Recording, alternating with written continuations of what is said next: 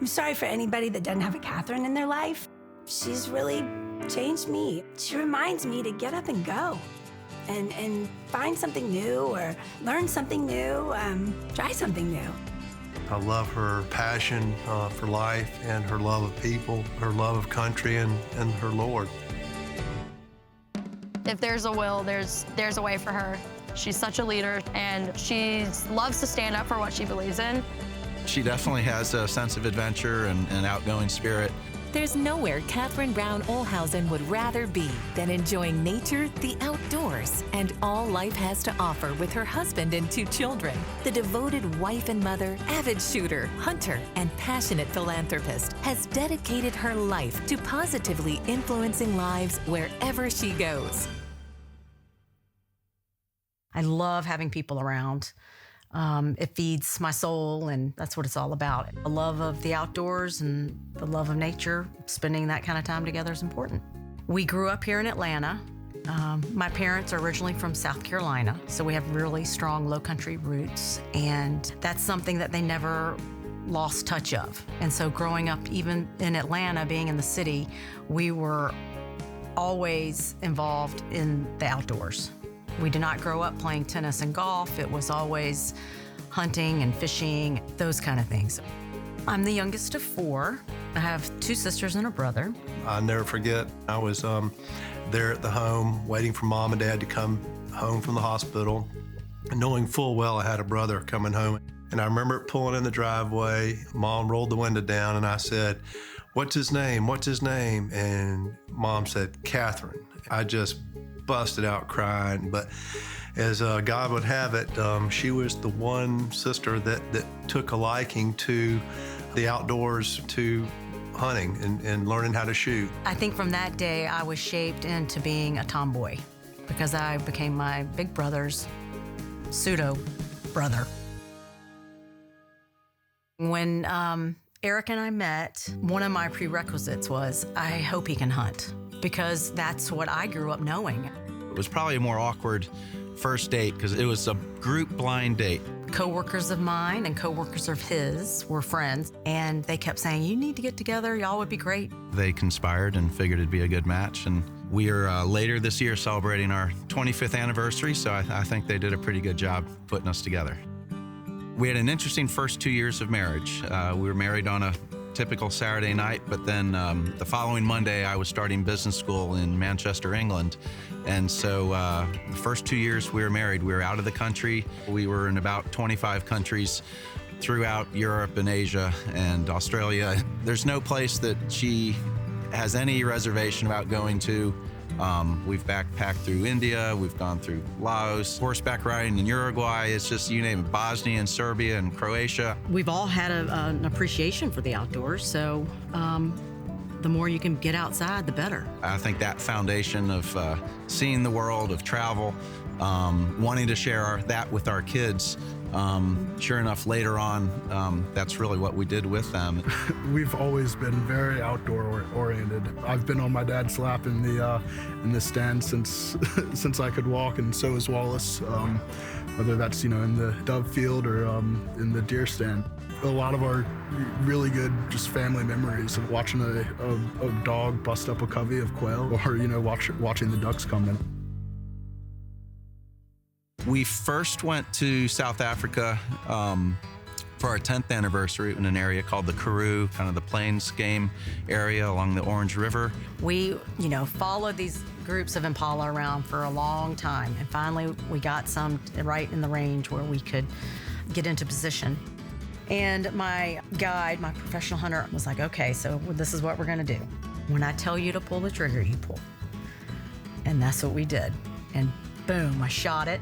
I can feel the adrenaline. It was such a big deal. It was the first time I'd shot a big game animal. So there are all kind of emotions that go through you on that. You're excited, you're proud, but you're also, you're a little sad. It's a lot to take in. 5 years later, we returned with our kids and my parents. We went sailing, we went bungee jumping, we went cycling. I mean, it was photo safari. It's one of the best trips ever.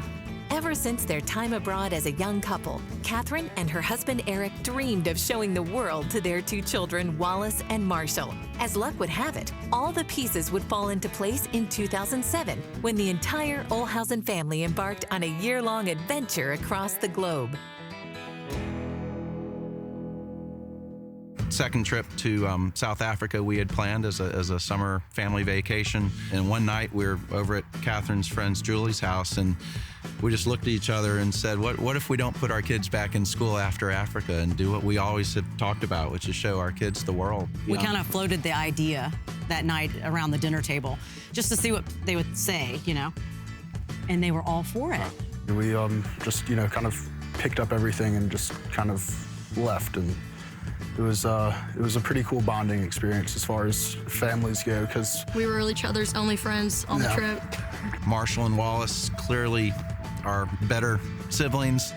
They realized that each was the other's only friend for the year, and so I think that's paid off well for everyone as a family, just to have had that experience. I mean, it was an adventure. it takes a lot of courage to just drop everything and just kind of leave. Yes. But it's the type of thing that I really do hope that I'm able to do with my family at some point down the road.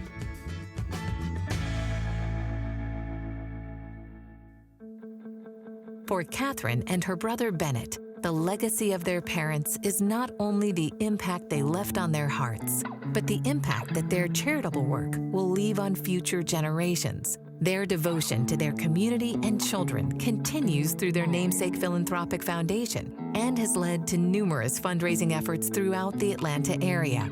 Dad came from a childhood where he really didn't have much. He didn't come from, how do I put this? They were poor. And so Dad and Mother both felt that the best thing they could do as far as leaving a legacy and an impact was to help children in need. They have always been very passionate stewards in their community. They were always giving of their time, of their resources, always doing whatever they could to better the community that they lived in. And so they set a very good example for us, and they expected us to do the same. And we've been doing that ever since. Mom and Dad set up a foundation before they passed.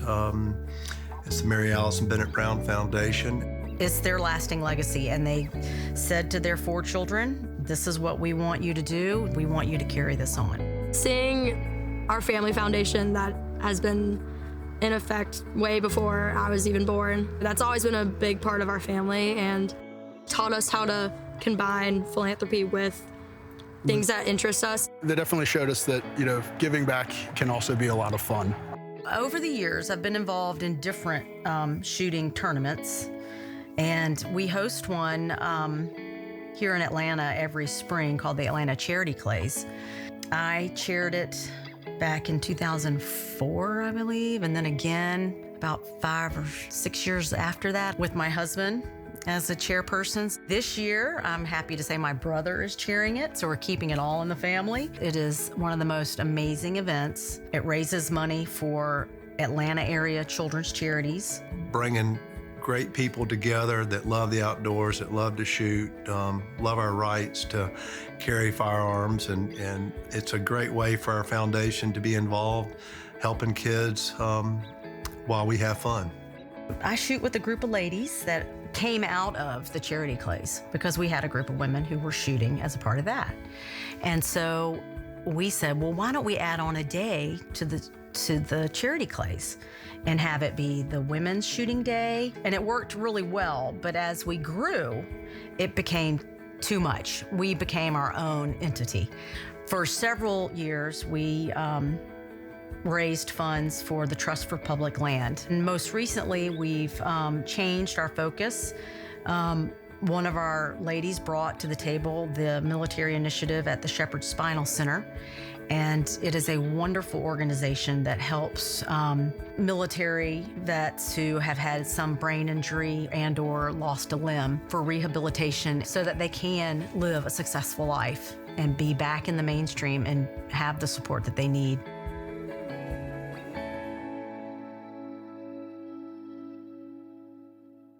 Katherine's appreciation for philanthropy, the shooting sports, and the Second Amendment all prepared her for her next big role as co-chair of the 2017 NRA Women's Leadership Forum Luncheon and Auction in Atlanta, Georgia. I've always been an NRA supporter. I've known about the NRA. Now my kids aren't around anymore. Eric and I still are, have our shooting pursuits and do all that on the weekends. And when the hunting season's here, we're busy with that as well. But it's something nice to find a group of like-minded people that enjoy the same thing I do and be able to engage in a whole nother way. Shooting sports certainly are part of our lifestyle. I certainly like that there's a group that's looking out to assure that we continue to have access to what we enjoy. It speaks to me, and I want to help be a part of that voice and change perception. I'm very proud of her and her willingness to serve and take on this role of women in the NRA to help preserve our gun rights. I think it speaks to her love of country and her love of her rights and wanting to have those to be able to be continued on to her children. Most people might envision the NRA and think it's all a men's organization.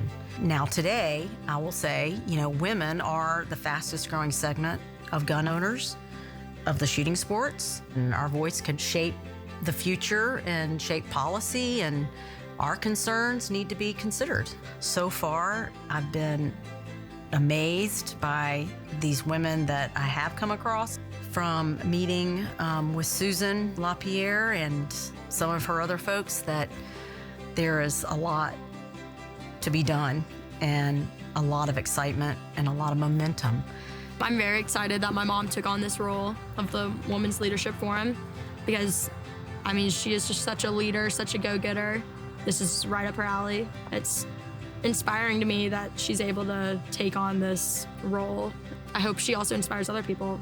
My goal is to get the Atlanta group of women to come out and to take away that, wow, this is something bigger than myself. I want to bring more new people in as well.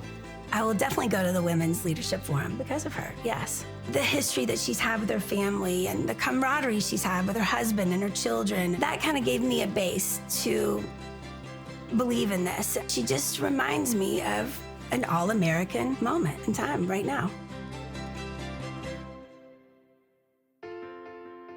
I really want for my children to understand where I got it all from. The sense of family, the sense of purpose came from their grandparents. And so I just hope that they do have a good understanding of who their pawpaw and their mamie were, because they're the ones who laid all this groundwork. They laid the foundation, we have followed in their footsteps. The legacy of her children will see that she's a real person. She gives back so much of her time and effort and bending over backwards to help people in any way she can. Katherine's legacy will be that she reminded all of us to enjoy every single minute of life, to live it and live it well.